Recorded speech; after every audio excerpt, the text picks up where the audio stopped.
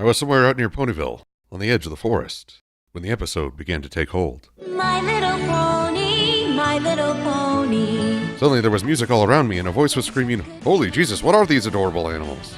I had stumbled into a tale of nature versus nature, with a fragile soul caught in the middle. And I'd be a fool not to ride this strange torpedo all the way out to its end. So let's take the ticket and ride the ride. They don't care about water, not zilch, no nothing. Except bringing about an orchard's destruction. This tale of infamy and legend began with one of my favorite ponies, Applejack. Why is she one of my faves? Because she is the pillar. Rarely does she enjoy funny moments of her own, yet she mixes well with any character. Even for Twilight, Applejack is a source of balance and stability, empowering the others to be silly and whimsical, while she serves as an anchor in life's maelstrom.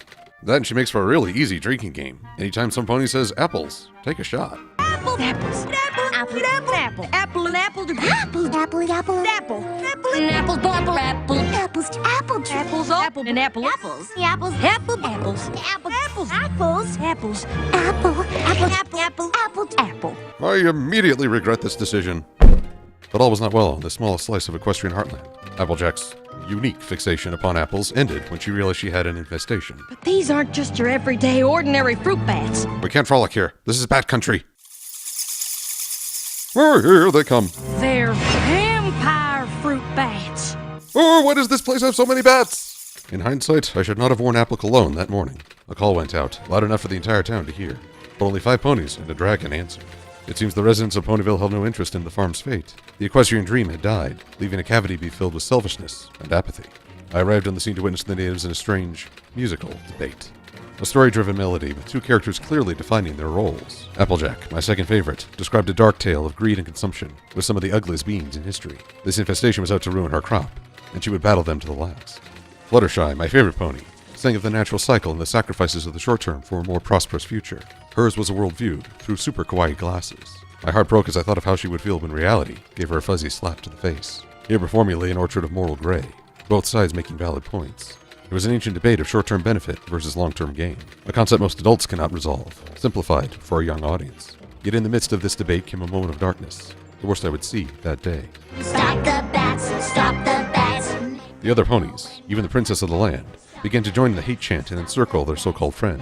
Their faces were the image of speciesism, except for Pinky. I think she was just singing along because it was a nice tune. Point is, this wasn't friendship. This was a pastel-colored lynch mob. The darkness might have lasted, were it not for 2 simple words. I'm sorry, Fluttershy. Well, 2 words and a name. That was enough to remove the heavy mood and restore that sense of camaraderie. Further proof of the miraculous power behind, I'm sorry.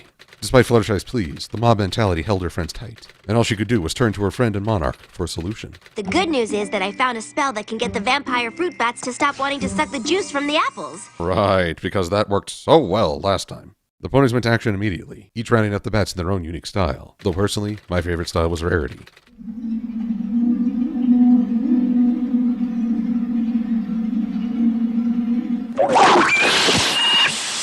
Oh, get it away before she has a chest burster! I had finally been given my first true look at these beasts when they weren't trying to dive bomb me, and never before had I seen such creatures. Even crop decimating swarms in Equestria usually carried a certain cuteness and charm.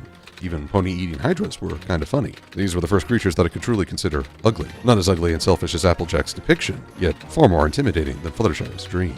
And I felt a certain respect for these beings. Dark and ugly in a world of pastel cuteness. Princess Twilight's solution lay entwined with the very fabric of their being.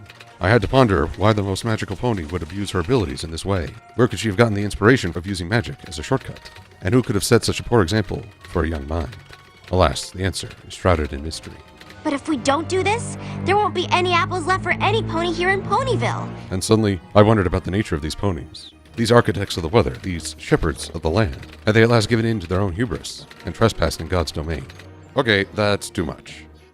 What? You're blaming ponies that aren't in this episode, calling the main 6 a lynch mob, and went from 0 to God complex in 3 seconds. They are altering a living being's nature for their own convenience. How is that not a God complex? They're looking for a quick solution in a world where magic is an option. You're assigning way too much meaning to one act in a kid's show. Oh, people always use that excuse. It's used as an excuse for bad writing. This is not bad writing. Don't bother citing message boards. Oh sure, name calling. That's mature. Hey, she's your mother too. God complex or no, the ponies continued to pressure Fluttershy, urging her to abandon her morals and use the stare on the bats. One might wonder why she is caving into group pressure after remaining firm and keep calm and flutter on. Yet there, she was given a task by the highest authority. Here, she is asking her friend to suffer a season of shortage and hunger with the hope of healthier crop. Again, a surprisingly mature topic in a kid's cartoon. And the spell seemed to work. The vampire fruit bats were no longer interested in eating, thereby condemning them to starvation. I think we skipped a step in this plan, and after a night of unmentionable horrors that I'd rather not revisit, I returned to Sweet Apple Acres to see how the harvest fared.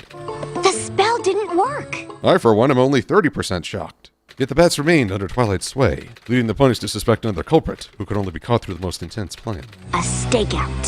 High above in Canterlot, Princess Luna was preparing to stand watch over her subjects' dreams and battle owl bears in the night. Princess Celestia bedded down to rest before intense negotiations with the Griffin Kingdom.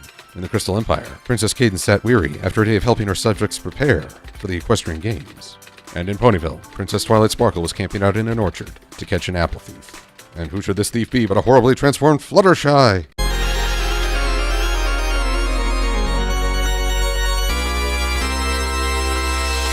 I would be terrified, yet this is not the freakiest thing I've seen today. Isn't that right, Meadow Song? Well said. Here before me flew the dawn of the newest meme. A meme so popular it filled an entire post on Equestria Daily in less than a day. Flutterbat had infected the entire fandom, and I was along for the ride. But honestly, we were promised a Flutter Dragon, then we got Flutter Hulk, and now Flutter Bat. What's next? Flutter Finn? Confound my imagination! Yet my thoughts turned to Applejack and the others, whose decisions had brought this dark consequence. Were they thinking of their own mistakes, or perhaps cursing their own impatience? Or just being really, really funny. That works too. No matter what mistakes Applejack had made, her priorities became clear as she sacrificed a prized apple to lure her friend into a rescue attempt. This simple act of sacrifice spoke leagues of the quality of her character, and the value she placed in her loved ones. Other ponies had funnier lines in this tale. Other ponies would be celebrated in artwork. Yet for me, Applejack would always be one of the best. And after a coordinated effort, the ponies finally undid their blunder, returning the world to its natural state, complete with a vampire bat sanctuary. And Spike got to do something useful, write a journal. Good for him. Whereas I was left to reflect upon the adventure I had just witnessed. The conflict was enjoyable, flowing naturally from the characters and their opposing viewpoints. The humor was funny, thanks mostly to Pinkie Pie and supported by Rarity and Rainbow Dash.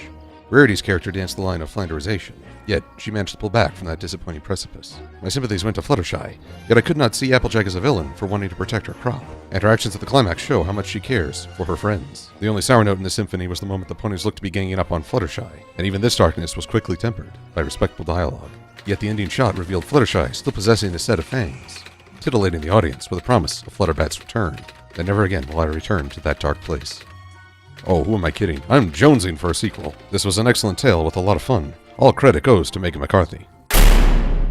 Meriwether Williams! But she wrote Ne'er-do-well and Spike at Your Service. And it's a rule that a writer must always be held accountable for their weakest work, with no chance for improvement. It's fan law. It wasn't until later that I realized I had taken a stupid pill that morning. Oh, I'd like to buy a copy of Princess Promenade, please. I have regretted that mistake ever since. Though I stand by my criticisms of her past episodes. Bats was William's strongest entry into this series thus far. I can only hope we will see more work like this. This is Brony S. Thompson saying, I get high on friendship. Wait just a minute, there's another side to this. And if I did not defend them, then I would be remiss. These bats are mamas and papas too. They care for their young just like we ponies do.